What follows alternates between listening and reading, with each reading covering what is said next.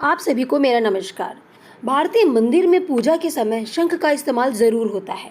जिन घरों में पूजा की जाती है वहाँ भी आपको शंख ज़रूर देखने को मिलता है। हालांकि यह बात अलग है कि शंख बजा पाना हर एक के बस की बात नहीं है। शंख भारतीय मंदिरों में पूजा के समय इस्तेमाल किए जाने वाला प्रमुख वाद्य यंत्र रहा है। समुद्र से मंदिरों तक का ये सफर घरों में भी समाहित हुआ है।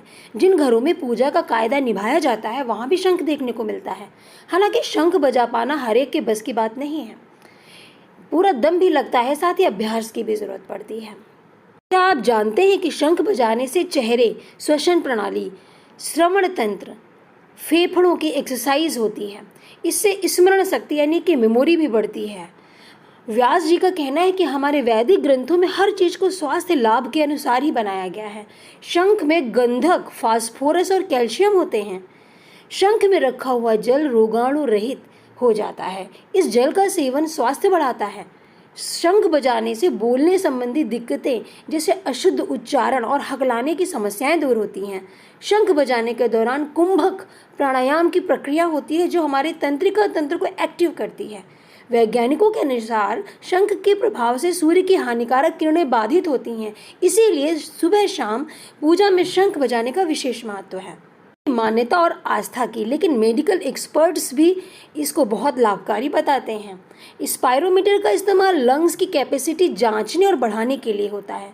संबंधित डॉक्टर ये एक्सरसाइज डीप ब्रीथ होल्ड के लिए कराते हैं ताकि लंग्स की मजबूती कायम रह सके।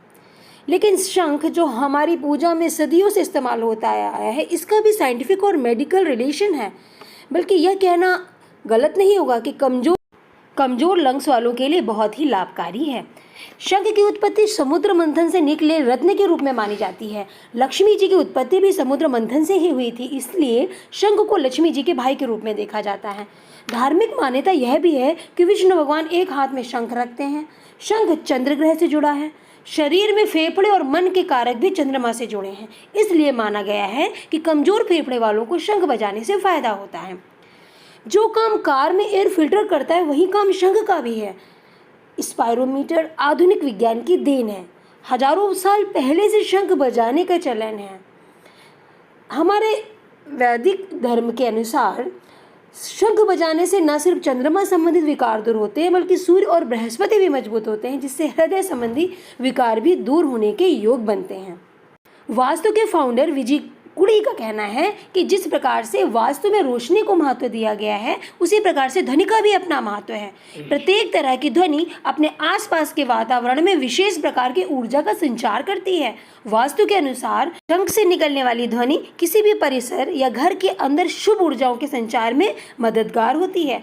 जब शंख नियंत्रित रूप से बजाया जाता है तो उसमें एक उपचारक शक्ति भी होती है जो किसी अस्वस्थ व्यक्ति को ठीक करने में सहायता करती है।